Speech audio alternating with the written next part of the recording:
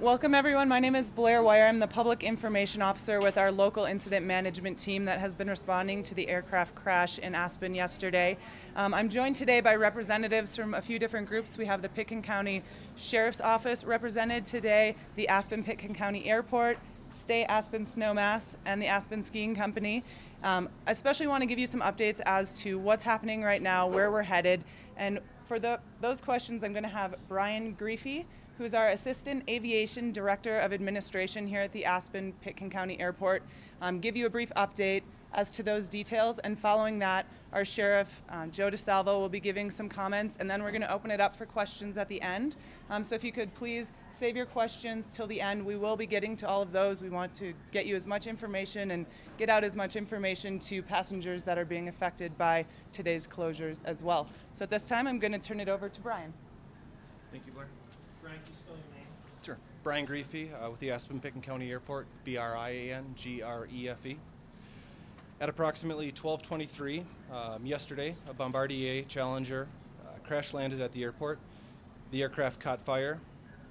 Aircraft rescue and firefighting responded with mutual aid from several area agencies, including Snowmass, Aspen, Basalt, and Pitkin County. 3 people were on board the plane. All were pilots. The co-pilot was pronounced dead at the scene. The remaining 2 survivors were transported to Aspen Valley Hospital and later transferred to St. Mary's in Grand Junction. A team from the National Transportation and Safety Board arrived at approximately 9:30 last night. A full investigation began this morning. The wreckage cannot be removed from the runway until the NTSB consults with Bombardier and GE officials, who are expected to arrive at the airport at 2:30 this afternoon. The safety of the wreckage area is a concern. There's remaining jet fuel on board. The aircraft batteries are live at this point, and instability of the aircraft could be dangerous to investigators. A crane, a front-end loader, and other heavy equipment is being used to stabilize the wreckage, if not right now, in the near future. And specialized aircraft mechanics are on site to oversee this effort. Airport, airline, and resort officials have emphasized the need to expedite the reopening of the airport safely and as soon as possible. All flights through this week are fully booked, and according to Stay Aspen Snowmass, in excess of 3,000 travelers may have been affected so far. Airline officials are making every arrangement to bus affected travelers to either Grand Junction or Denver. The public is being encouraged to contact their airlines for updates. Also, information will be posted online at www.aspenairport.com, and airport guest services can be reached at 970-920-5380. I'd just like to stress the county is making every effort to safely open the airport and as quickly as possible. We know this is a very heavy time for travelers and the entire community, so that's our effort right now. Simultaneously with the investigation, we're staging every piece of equipment, every body we can to get ready to go and start moving wreckage or anything that we can do as soon as we can, potentially even before moving the aircraft. Obviously anything there will be approved by the NTSB before we do anything, but we're staged to move as fast as possible. Joey, any questions? Good morning, my name is Joe DeSalvo. I'm the Pitkin County Sheriff.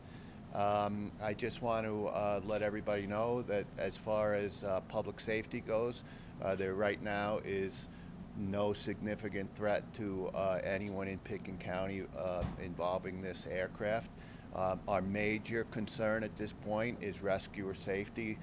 We want people to be safe around what seems to be an unstable aircraft at this time just because its precarious nature or position.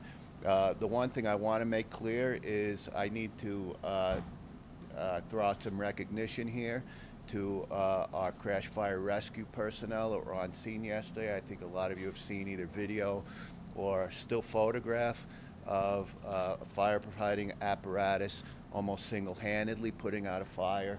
I have no doubt, based on my experience and from what I've heard, that action alone single-handedly probably saved 2 people's lives. And I think that the Pitkin County Airport and the crash fire rescue team needs to be recognized in this incident for now. Right now, I'd like to open this to any questions, if anybody has any. I'll answer questions specifically towards public safety, our response, and what's going to go on from there. And I think Brian will handle anything to do with the recovery of the aircraft. So we'll open it up to questions, and thank you for coming. Brian, where do you anticipate the aircraft will be moved to once it's able to clear? Can't comment on that at this time. Most likely it'll be moved off-site, or on-site initially, but in terms of detail, I can't comment yet. So it would stay on site for a little while and then eventually off-site? Potentially. Do you know what the wind speed was at the time of the crash? Not at the exact time. It was variable through the day. Most likely it'll be released in the NTSB report. And are there wind levels at which there's a warning to pilots not to land? That would be up to each aircraft operator. So in terms of this aircraft operator, I can't comment on it. Do you have to have special certification to fly in or land here in Aspen, and do the pilots have that? Again, any aircraft operator may put in place special training requirements, but none generally for the airport. Do you have any information on whether this aircraft has flown in or out of Aspen prior to yesterday? I do not have that information. Do you know if any airport cameras or surveillance cameras actually caught the entire crash in its entirety? I have not heard. Do you have cameras that watch that kind of thing? We have various cameras throughout the airport, specifically where they were pointed at the time of the incident. I haven't reviewed yet. You mentioned that there's 3,000 passengers that have been impacted so far. The backlog, is there an estimation how long it will take to catch all those people up? Obviously, there's a lot of people that have been from different airports. I'll let Bill Tomsich with Stay Aspen Snowmass comment Thanks. on that. My name is Bill Tomsich, President of Stay Aspen Snowmass. We are the local Central Reservations office in touch with both the lodging community and the airlines. Obviously, just about every single outbound flight has been booked prior to this incident, so it's going to take several days to clear out this backlog. But we've been in touch with the commercial carriers, and they've put together some extraordinary plans here today in terms of busing. One full bus has already left for Denver this morning. They're waiting to fill up another one, and they have 5 other buses planned to operate this afternoon, both to and from Denver. Was the airport damaged? Was the runway damaged? Is there going to be repairs to the infrastructure of the airport? Inspections haven't been completely finalized. We do know there were some signs that were damaged, some lights. Repair time on those is relatively minor, and most likely it's being repaired right now. In terms of physical, say, runway environment, that's, other than minor scars, there's nothing that will inhibit the safety of the airport. Considering all the variables with removing the aircraft, what's your best case scenario of getting this thing going, if the runway's open again? We can't comment on that at this time. It's completely within the hands of the NTSB right now. Is NTSB going to be doing a media briefing? Comment on that? I would leave that up to them, and we haven't had that conversation with them yet, Roger. So. And who do we talk to? Is that person around, or do they have a... Right now, the people that we have are working out there, so I don't have a contact, but I will put the bug in their ear for you. Has the NTSB given you all a timeline of how long they think that their on-site investigation will have to go on the runway? Oh, go ahead, Blair. So they are on site right now starting the investigation. We're also consulting with Bombardier and GE, who really have a lot of details about the plane itself. And those folks are set to arrive around 2:30 today. So for sure it's going to go at least to that length of time so they can really get more information on this specific aircraft. Are you aware of whether or not they have retrieved any of the flight data recorders? They just got started early this morning, so we'll be waiting to get those reports from them as the day goes on. And there's a question over here. Can you describe the number of planes that were waiting to take off when this jet crashed? I know there was a United flight on the apron and a number of private jet craft. I did hear there were aircraft staged to take off, but in terms of numbers, I haven't received that information. Is that something the airport would have information on? We potentially could get that. I'd have to talk with the FAA and other folks on site, but I'm not completely positive at this point in time. Can you describe how far the plane crash was from the commercial flight on the runway? I cannot. Rough terms? Rough terms, How wide is the distance from the apron to the runway? From the apron, I'd have to double check. I'm not sure. It's roughly 3/4 of the way down the runway on the south side of the runway, southwest. But other than that, I don't have a lot of details in terms of proximity to other aircraft. Brian, do you have do you have a policy or procedure here at the airport about when to shut down and refuse to accept incoming flights due to high winds, and how often do you have to use that? That I would probably refer to operations at this point, so I can't comment on that at this time. Are you aware of any flights that either aborted a landing or were diverted to other airports or chose not to come into Aspen yesterday prior to the crash? I'm not aware. I haven't had those conversations yet. Right now, the focus has been on the initial response and recovery. A lot of the investigation is still very preliminary at this point. Can you tell us if the pilot of this plane made several passes around the airport? Can't comment on the operation of the aircraft at this time. Most likely that'll come out in the NTSB report. What was the pilot's business here? And we knew they came in from Arizona. Do we know how long they were planning on staying here? Was it just a simple pickup and take off? What was the next? Where were they planning to go next? I don't have any information on that at this time. How about was there somebody waiting here at the airport to be picked up by this aircraft? Was there somebody? Do you have any information? Sheriff? Yeah, don't have any information on that at this time. Can you talk about the process of getting the plane removed? What do you have to do first? Go through the details there. Sure. So right now what we have planned, we do have a crane that has either recently arrived or is on its way.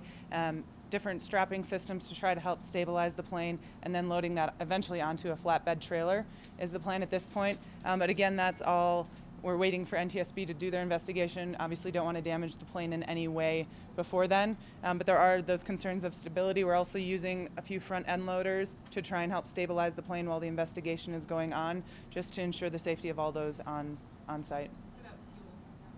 Fuel, they're looking at different options for draining it out.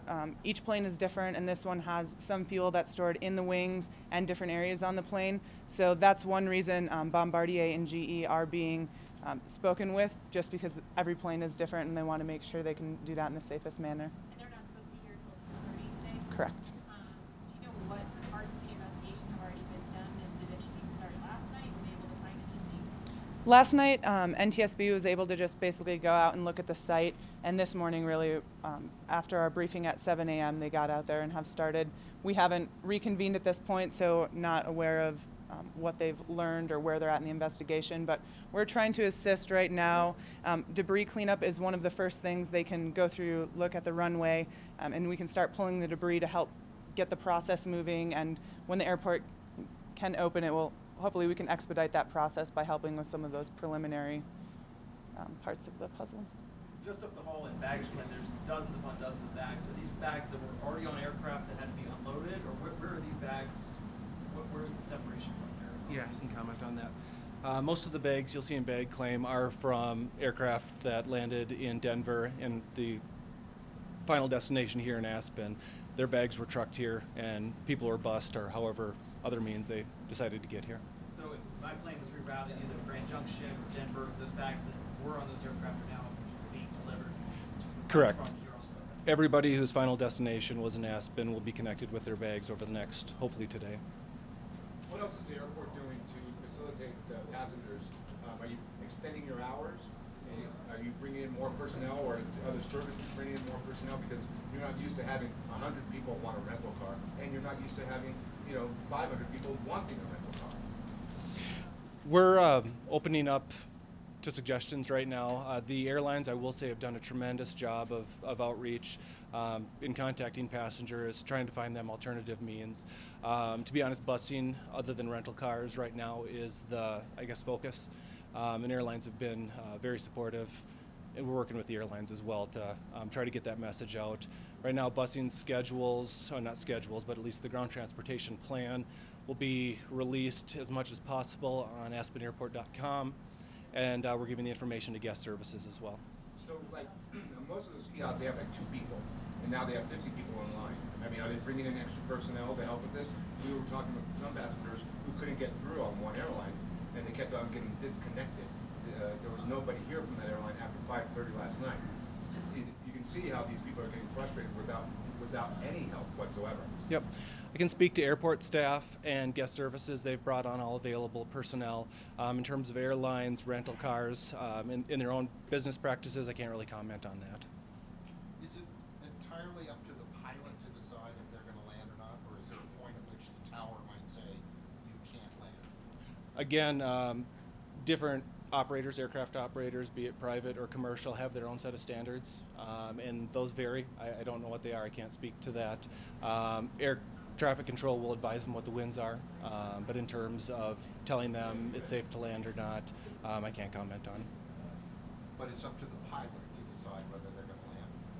Ultimately, that's my understanding. It's an open public runway, right? That's correct. What about similarities? There was a crash here a few years ago, and people that we talked to in town thought that the plane was similar. Is that something that you guys have been looking into, or is that even? The circumstances of the accident compared to the last, again, that'll probably come out in the NTSB report. Not necessarily comparison, but exactly what happened here and what's going on. It's tough to speculate now, and I wouldn't want to. Sheriff, you mentioned that you were very proud of the rescue crews that went in there. Can you tell us about the two people that were rescued, the co-pilots, either how they were doing when they got off the aircraft? Were they conscious? Were they carried out? Did they walk out? Can you tell us a little bit about how they were rescued? I only saw one of the men walk away from the aircraft and put himself onto a stretcher. That's the only person I saw. The second survivor I did not see get removed from the aircraft. Conditions, I mean, obviously, besides obvious shock, did we know anything about how they're doing, or they were transported overnight to Grand Junction? Yeah, I can't speak to any medical conditions as to any of the people on the aircraft. Brian, can you confirm there was a time of crash and there was a time of airport closure? Just to double check, no one landed after the crash. That is correct. The crash happened at approximately 12:23, and immediately airport rescue and firefighting closed the airport, and nothing landed after that. So 12:23 airport closed. I saw a report 12:30 airport was closed. Was there a gap officially? Or? The time that it takes a person to respond and get in the truck, most likely the airport was closed from the truck. Again, I can't really speculate on it, but immediately, as soon as possible, the airport was closed. And The tower makes an announcement that incoming flights were closed. That happens that quick too. The tower. That's the procedure. Exactly what happened will be released in the investigation. I didn't witness it. There could be people out there who have a video of the actual crash itself, who are now, back home or what have you. What do you say to those people? Who they need to contact? What should they do if they have video of the actual crash? For investigative purposes, do you mean? Or Is someone asking for that? Or? we haven't had specific request for that video footage, but as in any traumatic event, we would ask for respect out of the families and those involved in this crash. It is a very traumatic event for the people involved, and the constant replay of a video like that can be re-traumatizing. So just keeping in mind that there were people aboard that have family and friends, and we want to respect that as much as possible. But would it be helpful for your investigation if they contacted you and gave you that video? That's a great question, and that might be good information to forward to NTSB, who does handle the investigative side, and if anyone wants that contact information, I would be happy to provide that. Joe, can I maybe try again and ask you, what's your best sense right now when the airport might open? Brent, the answer is going to be vague because the information is vague. The airport will open when it's safe for our crews and recovery people to work around the aircraft. If that's this afternoon or tonight, that's when the time frame will be.